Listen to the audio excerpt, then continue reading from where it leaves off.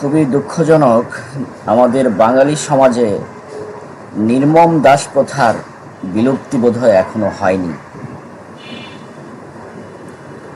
সুন্দর কাপড় চোপড়, দামি গাড়ি আর টাকা পয়সা থাকলেই কি মানবিক হওয়া যায়, ভদ্রলোক হওয়া যায়, ভালো বংশের পরিচয় হয়?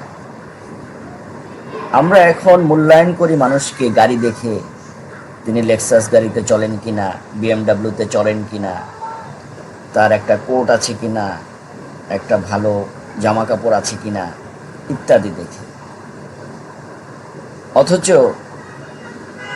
বাঙালি সমাজে যারা একটু বনেদি পরিবারের ছিল, একটু উচ্চবংশীয় ছিল, তাদের মধ্যে কিন্তু এই জিনিসটা নেই।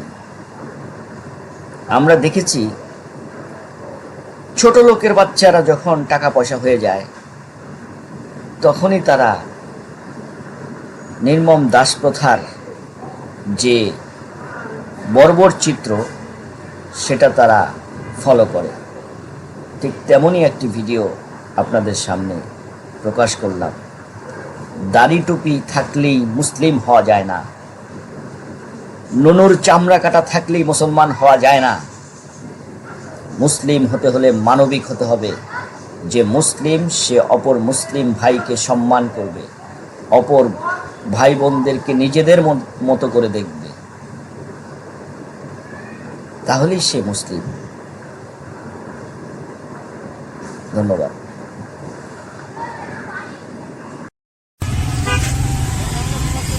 সাহেব কারের পিঠে চড়ে পরিবারে নিয়ে যাচ্ছেন কাঙ্ক্ষিত গন্তব্যে। গাড়ির ভেতরে ছিল খালি সিট, কিন্তু সেখানে বসতে দেওয়া হয়নি গৃহকর্মীকে, বরং তাকে বসানো হয়েছে গাড়ির পেছনের ডালায়। এমন একটি দৃশ্য ঘিরে সামাজিক যোগাযোগ মাধ্যমে শুরু হয়েছে ব্যাপক আলোচনা ও সমালোচনা। অনেকের প্রশ্ন, একজন মানুষকে কেন এমন অমানবিক আচরণের শিকার হতে হবে? বিশেষজ্ঞদের মতে চলন্ত গাড়ির পেছনের ডালায় যাত্রী বহন করা শুধু ঝুঁকিপূর্ণই নয়, এটি মানবিক মূল্যবোধেরও পরিপন্থী। ভিডিওতে দেখা যাচ্ছে মালামালের মতো সংকীর্ণ হয়ে কারের পেছনের ডালায় চলে যাচ্ছেন একজন গৃহকর্মী। গাড়ির সিটে আরো জায়গা ছিল। প্রশ্ন করা হলে আরোহীরা জানান ভুল হয়েছে, এখন তাকে সামনের সিটে নিয়ে আসা হবে। পরিচয় সম্পর্কে তারা জানান গৃহকর্মী শিশুটি তাদের বাসায় থাকে এবং বাচ্চা দেখাশোনা করে। সংশ্লিষ্টরা মনে করেন পেশা নয়, মানুষ হিসেবে সবার প্রাপ্য সমান সম্মান ও নিরাপদ যাতায়াত নিশ্চিত করা দরকার। পেছনে যথেষ্ট জায়গা আছে।